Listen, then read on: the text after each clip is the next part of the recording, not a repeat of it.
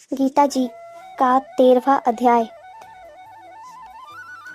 अर्जुन भगवान श्री कृष्ण से प्रश्न करता है, हे प्रभु, प्रकृति किसे कहते हैं, पुरुष किसे कहते हैं, किसको क्षेत्र और क्षेत्र कहते हैं, ज्ञान और क्षेत्र किसे कहते हैं, इनको कहिए। श्री कृष्ण बोले, हे कुतय, यह शरीर क्षेत्र कहलाता है, इसको जानने वाला जो क्षेत्रज्ञ कहते हैं।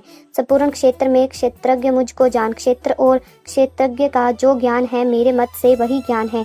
यह क्षेत्र कैसे रूप का है, उसमें कौन विचार करते हैं, उनकी उत्पत्ति किस प्रकार हुई और क्षेत्रज्ञ का क्या प्रभाव है, इत्यादि बातें संक्षेप में कहता हूँ। सुनो, अनेक ऋषियों ने अनेक प्रकार के छंदों में इसको बताया है।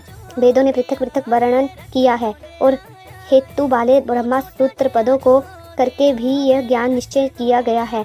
पंच महाभूत पृथ्वी, जल, अग्नि, वायु, आकाश, अहंकार, बुद्धि, अव्यक्त कृति, 10 इंद्रियों, मन तथा 5 इंद्रियों के विषय तथा इच्छा, द्वेष, सुख, दुख, संतान, चेतन, धृति, इनके समूह। संक्षेप में क्षेत्र और क्षेत्रज्ञ के यही विकार हैं। मान और पाखंड से रहित, अहिंसा, सहनशीलता, सरलता, गुरु की सेवा, पवित्रता, अपने मन का संयम, इंद्रियों के विषय से विरक्ति, अहंकार रहित और जन्म, मृत्यु, बुढ़ापा, रोग, दुखादि दोषों का देखना, पुत्र, स्त्री, गृह इत्यादि में आसक्ति न करना और इसमें अपने को सुखी दुखी न मानना और इष्ट अनिष्ट प्राप्ति में हर्ष विषाद रहित रहना, अन्याय भाव से मेरी अनंत भक्ति, एकांत में रहना, जन समूह में रहने से विराग, सदा स्मरण रखना कि मैं परमात्मा का ही अंश हूँ, ज्ञान प्राप्ति के उद्देश्य मोक्ष को सबसे श्रेष्ठ मानना, इसे ही ज्ञान कहते हैं।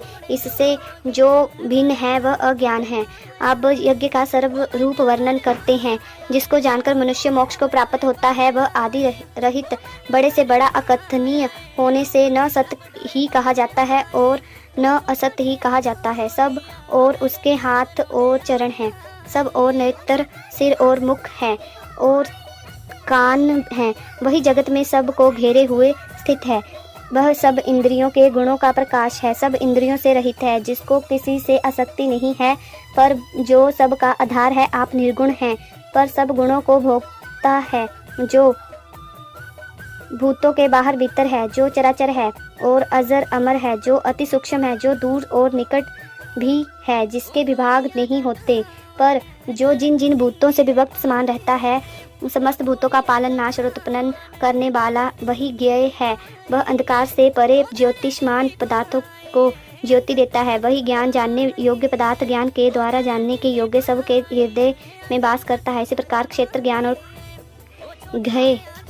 घय इनको संक्षेप में कहा है। इन्हें जानकर मेरा भक्त मेरे पद के योग्य होता है। प्रकृति और पुरुष दोनों ही अनादि हैं। विचार और गुणों की उत्पत्ति प्रकृति से हुई है। कार्य और कारण को प्रकृति उत्पन्न करती है और पुरुष सुख और दुख को भोगता है। प्रकृति में पुरुष रहता है, प्रकृति के गुणों का उपभोग करता है, तदनुसार उत्तम तथा अधम योनि में जन्म लेता है। इस देह में उपद्रष्टा, अनुमता, भर्ता, भोक्ता, महेश्वरी, परमात्मा और परम पुरुष रहते हैं। इस प्रकार गुणों के साथ प्रकृति और पुरुष को जो जानता है, उसका रहन सहन चाहे जैसा हो, फिर नहीं जन्मता। कोई ध्यान से, कोई सांख्य योग से और कोई कर्म योग के द्वारा अपने में आत्मा को देखते हैं, परंतु कोई इस प्रकार न जानते हुए भी दूसरों से सुनकर ध्यान करते हैं और श्रद्धा से सुनकर वे भी मृत्यु के पार चले जाते हैं। हे अर्जुन, स्थावर और जंगम सब उत्पन्न प्राणी देह और जीव के संयोग से ही प्रकटे हैं। परमेश्वर सब भूतों के समान रूप है। भूतों के नष्ट होने पर भी उसका नाश नहीं होता। इस भांति जो देखता है वही दृष्टा अर्थात आंखों वाला है। सब में समान रूप से स्थित परमेश्वर को देखता है। दुखी किसी को नहीं, सो मेरी परम गति को प्राप्त होता है। प्रकृति माया की है, जो कोई आत्मा को देखे तो अकृता देखे। जब वह भिन्न भिन्न भूतों को परमेश्वर के बीच एक रूप देखता है और उसी से उसका विस्तार देखता है, तब ब्रह्मा को प्राप्त होता है। हे कुंती नंदन, अनादि और निर्गुण होने से परमेश्वर अवयव है। इस शरीर में आत्मा वास करता है, कुछ कर्म नहीं करता, निर्लेप सब देह में वास करता है। जैसे आकाश सर्वव्यापी होने पर भी किसी से मिलता नहीं, उसी भांति देह में सर्वव्यापी आत्मा भी इससे लिप्त नहीं होता। हे भारत, जैसे एक ही सूर्य समस्त लोक को प्रकाशित करता है, वैसे ही क्षेत्रज्ञ समस्त क्षेत्र को प्रकाशित करता है। जो लोग ज्ञान दृष्टि से क्षेत्र और क्षेत्रज्ञ का वेद तथा भूतों की प्रकृति देखकर मोक्ष का उपाय जान लेते हैं, वे परम पद को पाते हैं, इसमें कोई संदेह नहीं। जय श्री कृष्ण। 13वें अध्याय का महात्म्य। श्री नारायण जी बोले, हे लक्ष्मी जी, अब 13वें अध्याय का महात्म्य सुनो। दक्षिण देश में हरिमान नगर था। वहाँ एक गणिका रहती थी। वह मांस मदिरा खाती और व्यभिचार करती थी। एक दिन एक पुरुष को उसने वचन दिया कि अमुक स्थान पर तेरे पास आऊंगी, तुम वहां चलो। वह पुरुष किसी और वन में चला गया और वह गणिका ढूंढती ढूंढती हैरान हो गई। सारा दिन व्यतीत हो गया, वह पुरुष का पता न लगा। साय हो गई, तब गणिका प्रीतम का नाम लेकर पुकारने लगी। इतने में वह पुरुष आ गया। दोनों बड़े प्रेम से मिले। इतने में एक शेर आया। गणिका डरी। सिंह बोला, अरे गणिका, मैं तुझे खाऊंगा। गणिका बोली, तू अपने पहले जन्म की बात कह, तू कौन है?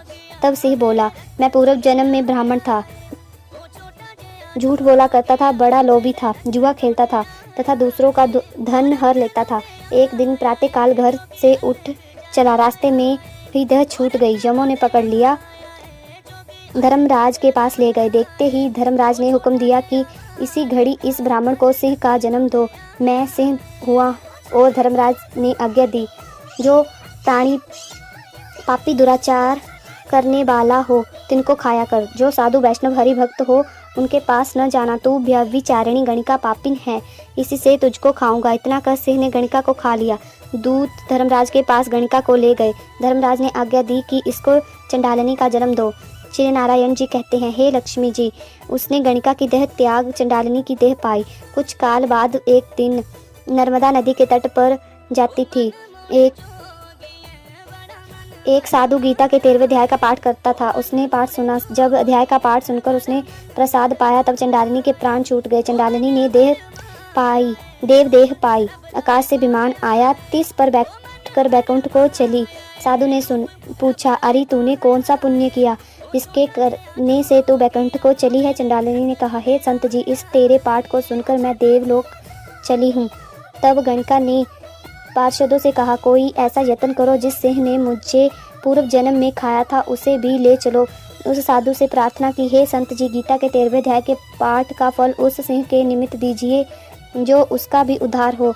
उस संत ने पाठ का फल दिया। सिंह की देह छूटी और उसने देव देह पाई। दोनों विमान पर बैठकर बैकुंठ में परम धाम को प्राप्त हुए। जय श्री कृष्ण।